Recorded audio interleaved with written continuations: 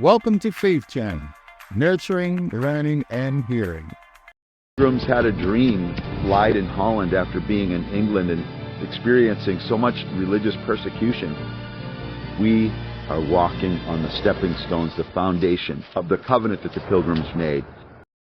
20 to an unknown territory in Plymouth. A lot of people think about Plymouth on Thanksgiving. One time a year, we think belt buckles, pilgrim hats, turkey, cranberry sauce. They left everything they knew in 1620 and came here for the purposes of the glory of God, the advancement of the Christian faith, and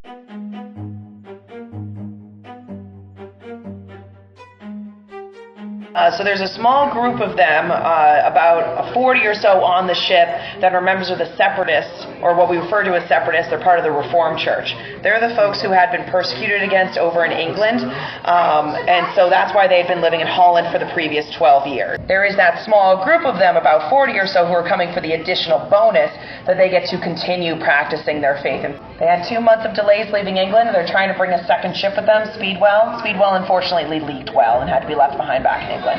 Then there's the 2 months of sail, the 66-day passage. They arrived at the tip of Cape Cod in modern-day Provincetown and explored for about a month or so before they found Plymouth and went, enough, it's December, we really have to start building houses. And so they spend the rest of the time living on the ship while they're building houses. From Cape Cod to Boston, you have to loop around and pass Plymouth to get up to Boston. And so they run into a storm just off the coast here of Plymouth. The Shallop, which is the boat that's floating next to us, we have a reproduction of it. It was the boat they brought for exploration. The Shallop is damaged, and so they take refuge on one of the land masses out there, either Saquesh Neck or Clark's Island, both of which are, by the way, part of Plymouth. So that's where they're first stepping foot in Plymouth. So they take refuge there. They fix the Shallop. They look ashore and go, what's that over there? Let's go check it out. And Robert Coppin's never seen this before, and he's like, yeah, let's go check it out. So Plymouth has a natural harbor. It has a hill to build a fort on, good soil for farming, freshwater springs, and no evidence of indigenous people living in the area. So it's checking off everything on their checklist. And so instead of continuing up north to a place that might be okay, possibly, this is good enough. It's December. They really have to start building houses by this point. So they just go back to Provincetown, to the Mayflower, and eventually Mayflower is brought into Plymouth waters on December 16th. She has to be anchored about 2 nautical miles, about 1.5 miles north-ish to here, because although this is a natural harbor, and that's one of the things they liked about it, it is very naturally shallow. And so you can't get a big ship like this in here, but you can get smaller boats like the Shallop, so that's pretty helpful. And so they start building their houses actually around Christmas time. Going on here is because they're either afraid that more of their people are going to be stolen, or they think maybe this is a retaliation for the death of Dermer and some of his men. All right, but they're probably very confused too to see that it's not just men in armor coming. There's families. There's women and children. There's elderly people of varying ages coming here. And so that's probably confusing. So basically, when they're going around Cape Cod, it seems that the indigenous people are kind of keeping their distance, observing. It doesn't really come to more like really any sort of conflict until what we refer to as the first encounter.